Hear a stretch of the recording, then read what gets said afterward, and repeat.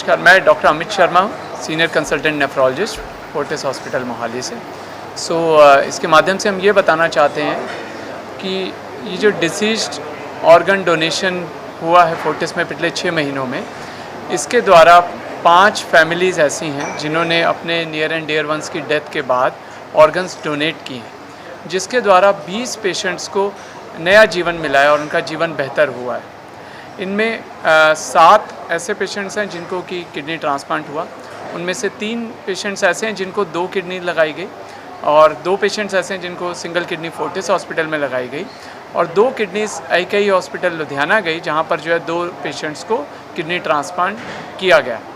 इसके अलावा 3 liver transplant हुए, जिसमें 2 लिवर जो है वो जयपुर भेजे गए और 1 लिवर दिल्ली में एक हॉस्पिटल में ट्रांसप्लांट हुआ, जिसके द्वारा जो एंड स्टेज लिवर डिजीज़ के 3 पेशेंट्स थे उनको नई ज़िंदगी मिली। इसके अलावा 10 कॉर्निया डोनेट किए गए जो कि PGI चंडीगढ़ में गए और जिसके द्वारा 10 लोगों को आँखों की ज्योति मिली। ये करने से फैमिली मेम्बर्स ने, उन 5 फैमिलीज़ ने 20 लोगों को एक नया जीवन दिया, उनके जीवन को बेहतर बनाया। एक हार्ट ट्रांसप्लांट भी हुआ था। वो पेशेंट उसने अच्छा प्रोग्रेस किया, लेकिन unfortunately because of other reasons उनकी पेशेंट की जो और बीमारियां थी उसके चलते वो पेशेंट सरवाइव नहीं कर पाया। इसीलिए यूजुअली जब हम बात करते हैं कि कोई ट्रांसप्लांट सक्सेसफुल हुआ, इनिशियल कुछ पीरियड जो होता है शुरुआत के 1 से 3 महीना, उसमें कॉम्प्लिकेशन रिस्क सबसे हाई होता है। अगर हम बात करें तो उस समय में डेथ होने का रिस्क भी काफ़ी हाई होता है। लेकिन अगर ओवरऑल देखा जाए, इनिशियल पीरियड अगर अच्छा निकल जाए, उसके बाद ट्रांसप्लांट, चाहे वो किडनी ट्रांसप्लांट हो, लिवर ट्रांसप्लांट हो, हार्ट ट्रांसप्लांट हो, किसी भी तरह का ट्रांसप्लांट हो, वो बाकी ट्रीटमेंट मोडालिटी, दवाइयाँ या डायलिसिस से बहुत बेहतर है। और इसीलिए मेरी आपसे अपील है आपके माध्यम से कि आप समाज में ये संदेश दें कि ऑर्गन डोनेशन को ज़्यादा से ज़्यादा प्रमोट किया जाए। हमारे फोर्टिस हॉस्पिटल मोहाली में ये 6 महीने से शुरू हुआ है, तो 2023 में 3 हुए थे और 2 पिछले महीने हुए हैं, टोटल 5। न्यूरोलॉजिस्ट को ऐसे केस सिनेरियो में तब बुलाया जाता है जबकि हमें डिक्लेयर करना होता है, डिसाइड करना होता है कि पेशेंट को ब्रेन डेथ है कि नहीं। So as a neurologist we deal with patients who got any brain issues, spinal cord, nerve issues. So हमारा मेन काम होता है ये डिसाइड करना कि पेशेंट ब्रेन डेड है कि नहीं। अगर पेशेंट अनइक्विवोकली ब्रेन डेड है, then only the process of harvesting of organs can be started. So brain death क्या होती है, कार्डियक डेथ से कैसे डिफरेंट होती है? So ब्रेन डेथ के लिए the essential criteria is that all the functions of the brain are irreversibly and irrevocably damaged. Means कि ब्रेन का कोई भी भाग काम नहीं कर रहा है। So इसको easily समझेंगे तो पेशेंट को 3 चीजें essential होती हैं।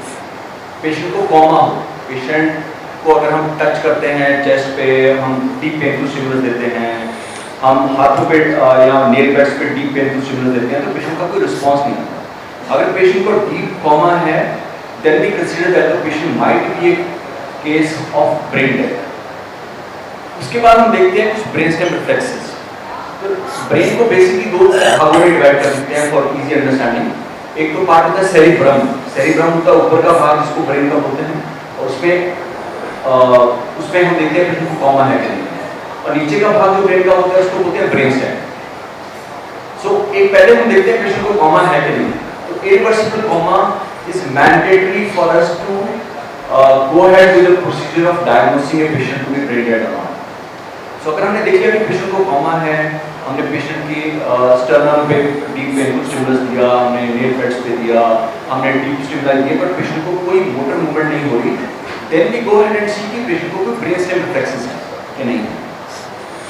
So ब्रेन स्टेम रिफ्लेक्सेस में कॉमनली हम क्या चीज देखते हैं कि पेशेंट की जो आंख की पुतलियां हैं उनमें कोई इससे कुछ लाइट का रिएक्शन है कि नहीं। सो अगर कोई रिएक्शन नहीं है और पुतलियां मिड या टोटली डायरेक्टेड हैं, तो पेशेंट को ब्रेन डेथ हो सकती है। फिर हम कुछ टेस्ट करते हैं जिसको बोलते हैं कॉर्नियल रिफ्लेक्स। हम आंख की कॉर्निया पे हम एक कॉटन को लेकर टच करते हैं, देखते हैं कुछ रिस्पॉन्स पेशेंट की आई में आ रहा है कि नहीं आ रहा है। हम पेशेंट को सक्शन करते हैं, देखते हैं पेशेंट को कफ रिफ्लेक्स हो रहा है, कुछ गैप रिफ्लेक्स हो रहा है कि नहीं हो रहा है। हम पेशेंट के कान के अंदर एक इरिगेशन टेस्ट होता है वो करते हैं। तो अगर हमें लगता है कि ओके पेशेंट को कॉमा भी है, पेशेंट का कोई ब्रेन स्टेम फ्लेक्स नहीं है, जो मैंने अभी डिस्कस किया कौन से कुछ मेजर फ्लेक्सेस जो मैंने आपसे डिस्कस किए, ये सब एब्सेंट है। So patient has coma, deep coma and patient has no brain stem reflexes, then we go ahead with the third test which is a mandatory test for diagnosing a patient to be brain dead और not. वो होता है apnoea test. Apnoea test होता है कि patient सांस ले रहा है कि नहीं ले रहा, अपने आप से उसकी ब्रीथिंग एफर्ट्स हैं कि नहीं। उसका एक प्रोसेस होता है, I will not go into the technical details of that process, but अगर पेशेंट को कॉमा है, ब्रेन स्टेम फ्लेक्सेस नहीं है, एपनिया टेस्ट पेशेंट का पॉजिटिव है, तो हम पेशेंट को लेबल करते हैं ब्रेन डेड। और उसके लिए ब्रेन डेड कमेटी होती है हॉस्पिटल में, उसके अंदर 4 लोग इन्वॉल्व होते हैं और चारों लोग उस टाइम देखते हैं कि जो फाइंडिंग एक इंसान की है तो सबको उसको कॉन्कर करते हैं कि हाँ यही फाइंडिंग है, और उसके बाद ये फाइंडिंग्स दोबारा हम चेक करते हैं आफ्टर 6 to 8 आवर्स दोबारा चेक करते हैं। बिकॉज एक चीज़ बड़ी इंपॉर्टेंट है कि ब्रेन डेथ का diagnosis should be beyond doubt, इसमें कोई डाउट नहीं होना चाहिए। अगर हमें 1% भी डाउट है, 0.1% भी डाउट है, we would not declare the patient to brain death, then we would again do the same process again and again till we are 100% sure कि पेशेंट को ब्रेन डेथ है। सो कॉमन जो कुछ causes होते हैं जिसके कारण कि पेशेंट को ब्रेन डेथ होती है, वो होती है ब्रेन का इरिवर्सिबल ब्रेन इंजरी। उसमें कॉमनली बहुत ज़्यादा ब्रेन में हेमरेज हो जाए, जिसको ICH बोलते हैं। किसी भी कारण से पेशेंट को ब्रेन हेमरेज होगी, मैसिव ब्रेन हेमरेज होगी, तो पेशेंट को ब्रेन डेथ हो सकती है। पेशेंट को मेजर ट्रॉमा हो गया, रोड साइड एक्सीडेंट हो गया, उसके कारण से पेशेंट को इरिवर्सिबल ब्रेन इंजरी हो सकती है। पेशेंट को बहुत बड़ा अधरंग का अटैक आ रहा है जिसको इश्केमिक स्ट्रोक बोलते हैं, वैसा हुआ तो पेशेंट को ब्रेन डेथ हो सकती है। अगर पेशेंट को कार्डियक अरेस्ट हो गया, उसके बाद पेशेंट को CPR हुआ, पेशेंट रिवाइव नहीं हुआ, पेशेंट के ब्रेन में एडीमा या स्वेलिंग है और पेशेंट का कोई रिस्पांस नहीं आ रहा, तो ये सब कुछ कारण है जिससे पेशेंट को ब्रेन डेथ हो सकती है। सो कुछ चीज़ें हमारे ध्यान में रखनी बहुत जरूरी है। एक तो the diagnosis has to be 100% crystal clear, it should be in rock, मतलब वो उस पर डायग्नोसिस में कोई डाउट, संदेह नहीं होना चाहिए।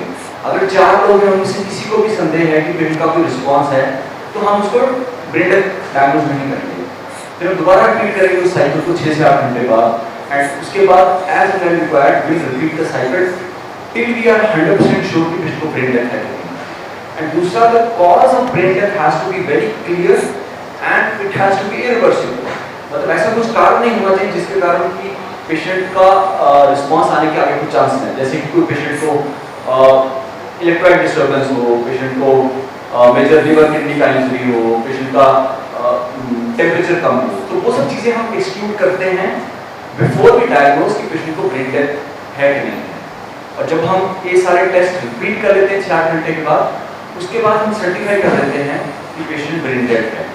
उसके बाद ये process of organ retrieval start होता है।